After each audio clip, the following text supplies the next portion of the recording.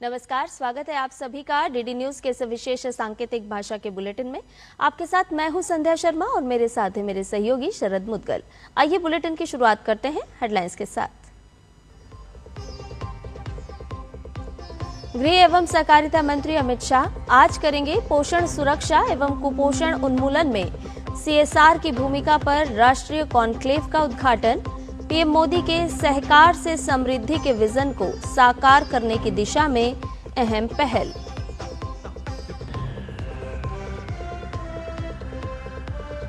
उत्तर प्रदेश में आज चुनाव आयोग करेगा ड्राफ्ट वोटर लिस्ट जारी। ड्राफ्ट लिस्ट जारी होने के बाद वोटर्स अपने नाम, पते और अन्य विवरणों की कर सकेंगे जांच।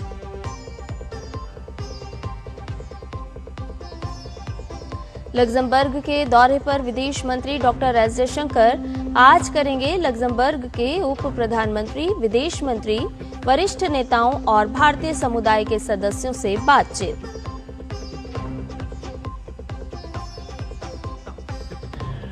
वेनेजुएला की उपराष्ट्रपति डेल्सी रोड्रिगेज ने देश के अंतरिम राष्ट्रपति के रूप में ली शपथ।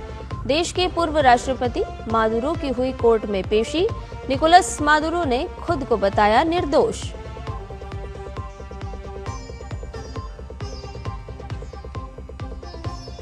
और खेलो इंडिया बीच गेम्स का आज दूसरा दिन। बीच फुटबॉल से होगी दिन की शुरुआत। महिला पुरुष दोनों वर्गों में खेले जाएंगे ग्रुप मुकाबले। नॉकआउट की तस्वीर होगी साफ।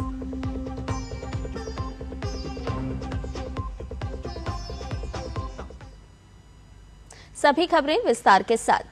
केंद्रीय गृह और सहकारिता मंत्री अमित शाह आज नई दिल्ली के विज्ञान भवन में एनडीडीबी फाउंडेशन फॉर न्यूट्रिशन की ओर से आयोजित सीएसआर कॉन्क्लेव का उद्घाटन करेंगे। इस कॉन्क्लेव का विषय है पोषण सुरक्षा एवं कुपोषण उन्मूलन में कॉरपोरेट सामाजिक उत्तरदायित्व की भूमिका। देश में कुपोषण से निपटने और पोषण सुरक्षा को मजबूत करने की दिशा में ये एक अहम पहल है। इस कार्यक्रम का उद्देश्य सरकार, कॉरपोरेट जगत, सहकारी संस्थाओं, अनुसंधान संस्थानों और लाभार्थी संगठनों को एक साझा मंच प्रदान करना है। प्रधानमंत्री नरेंद्र मोदी के सहकार से समृद्धि के दूरदर्शी विजन को आगे बढ़ाते हुए गृह मंत्री अमित शाह भिलाई इस्पात संयंत्र, छत्तीसगढ़ की सीएसआर पहल के तहत गिफ्ट मिल्क कार्यक्रम के तीसरे चरण का शुभारंभ करेंगे।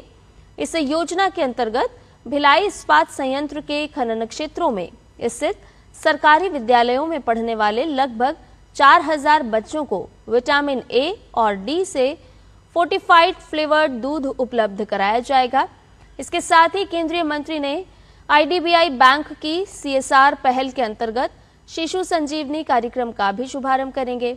ये कार्यक्रम महाराष्ट्र के नागपुर जिले के ग्रामीण क्षेत्रों में स्थित आंगनबाड़ी केंद्रों में अध्ययनरत लगभग 3000 बच्चों को पोषण सहायता प्रदान करेगा। विदेश मंत्री डॉक्टर एस जयशंकर लग्जमबर्ग के दौरे पर हैं। विदेश मंत्री यहां लग्जमबर्ग के उप प्रधानमंत्री और विदेश मंत्री जेवियर बेटेल से मुलाकात करेंगे। इसके साथ ही डॉक्टर एस जयशंकर लग्जमबर्ग के वरिष्ठ नेताओं के साथ भी बातचीत करेंगे। इन मुलाकातों का मुख्य उद्देश्य विभिन्न क्षेत्रों में द्विपक्षीय सहयोग को बढ़ाना होगा। विदेश मंत्री लग्जमबर्ग में रह रहे भारतीय समुदाय के सदस्यों से भी मुलाकात करेंगे। विदेश मंत्री की यह यात्रा भारत के लिए बहुत महत्वपूर्ण है।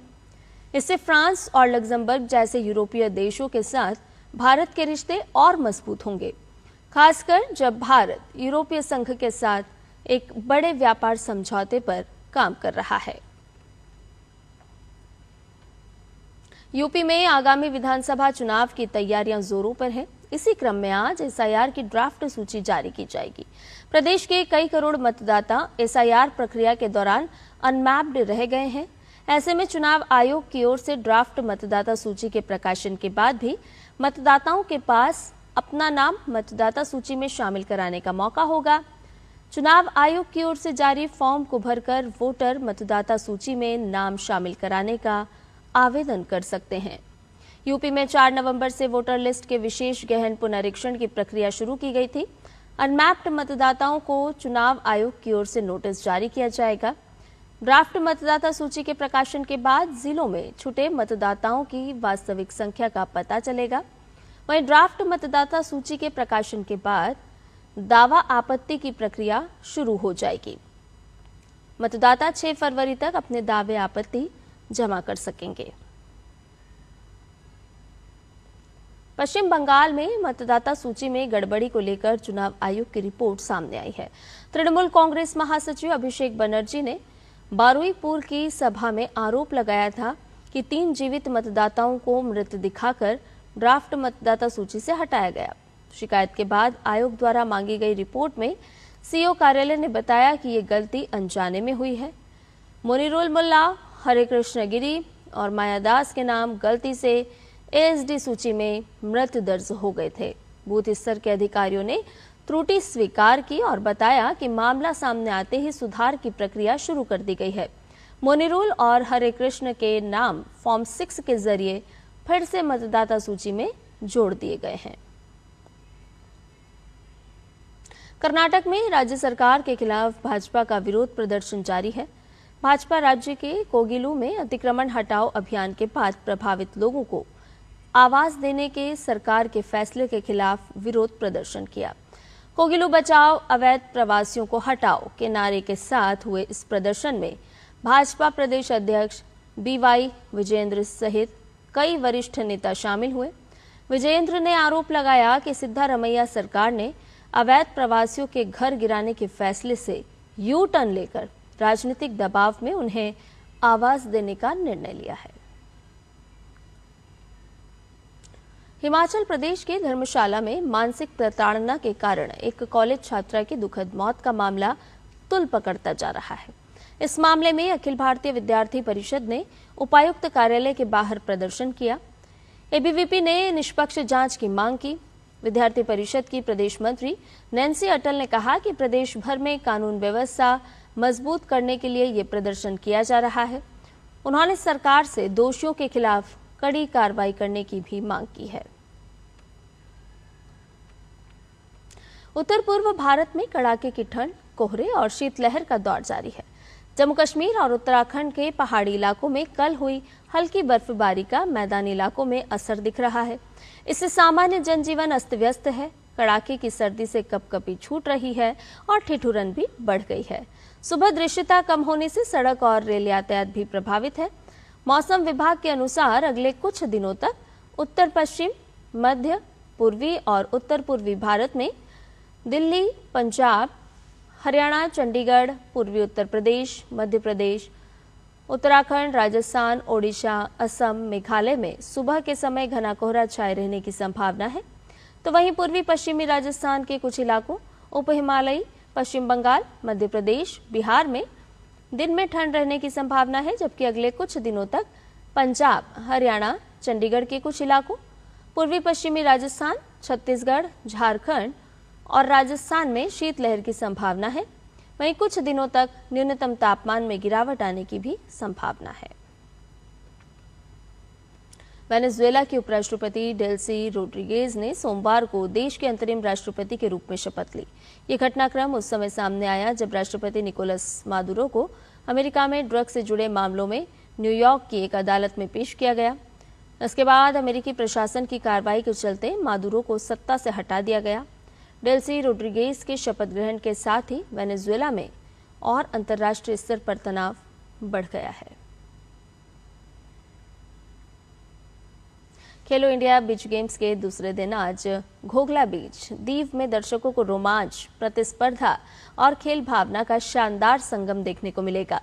दिन की शुरुआत बीच सॉकर मुकाबलों से होगी, जहां महाराष्ट्र, केरल, गुजरात, गोवा और अरुणाचल प्रदेश सहित कई टीमें मैदान में उतरेगी।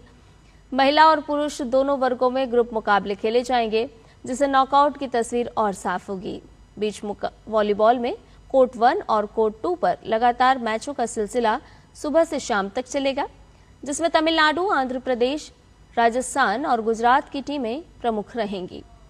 दूसरे दिन बीच पेंचक सिलाट में पुरुष और महिला वर्ग के क्वालिफाइंग मुकाबले आयोजित किए जाएंगे। शाम के सत्र में बीच कबड्डी के रोमांचक पूल मैच खेले जाएंगे।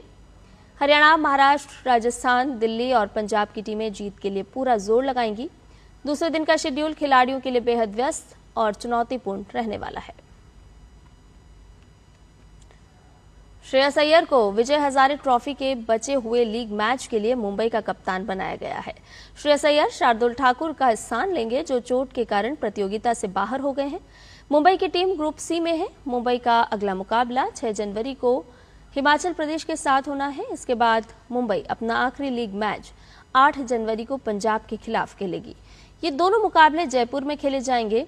श्रेयस अय्यर ने 25 अक्टूबर को ऑस्ट्रेलिया के दौरे पर चोट लगने के बाद से प्रतिस्पर्धात्मक क्रिकेट नहीं खेला है। उनका चयन न्यूजीलैंड के खिलाफ होने वाली वनडे सीरीज के लिए टीम में हुआ है, लेकिन उन्हें सेंटर ऑफ एक्सीलेंस से क्लियरेंस की आवश्यकता है।